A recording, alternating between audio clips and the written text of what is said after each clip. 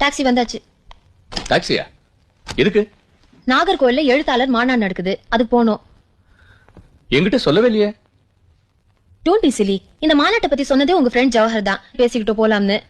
நான் அதை சீரியஸா எடுத்துக்கல. அதுக்கு நான் என்ன பண்றது? இப்ப கூட நீங்க வரலாம். உனக்கு கைத்தடியாவா இல்ல பூஜாவாவா? ஆஸ் சுகுமார் வரலாம். சுகுமார், ஒரே மேடையில பலதரப்பட்ட எழுத்தாளர்களை சந்திக்கலாம். ரொம்ப எக்ஸைட்டிங்கா இருக்கும். எனக்கு இருக்காதே. அப்ப நான் மட்டும் போறேன். No. Let us learn to respect each other's interests. Sukumar, நீங்க வயலின் வாசிக்கிறத நான் எப்போது வேணாம் சொல்லிருக்கேனா? நீங்களா தான் நிறுத்திட்டீங்க. நீ நாகர்கோயில் தனியா போறதுல எனக்கு இஷ்டம் இல்ல. நான் லக்னோல இருந்தப்போ தனியா போகாத இடமே இல்ல. இந்த நாகர்கோயில் போயிட்டு வரது ஒண்ணு பெரிய விஷயம் இல்ல. எதுக்கு எடுத்தாலும் ஏட்டி போட்டி பேசுற நீ. ஆகமா முடிச்ச உன்னை என் தலையில கிட்டாரு எங்க அப்பா. அவரோட மிரட்டலுக்கு பயந்து தான் உன்னை நான் கல்யாணம் பண்ணிக்கிட்டேன். That is your problem. Your psychological problem. நீங்க உங்க அப்பாக்கு பயந்து நடிகனா மாதிரி நான் உங்களுக்கு பயப்படணும்னு எதிர்பார்க்கறீங்க. நான் அது கால் இல்ல. மாஃப் கர் தோ. நான் கிளம்புறேன். என்னடி எழுத்தாளர் மாநாடு வேண்டி கிடக்கு? எழுதி நீ என்ன பத்மபூஷன் பட்டம் வாங்க போறியா? எஸ், ஆமா, வாங்க போறேன். உங்க பொண்டாட்டி ஒரு பத்மபூஷன் பெருமையா நீங்க வெளியில சொல்லிக்கலாம்.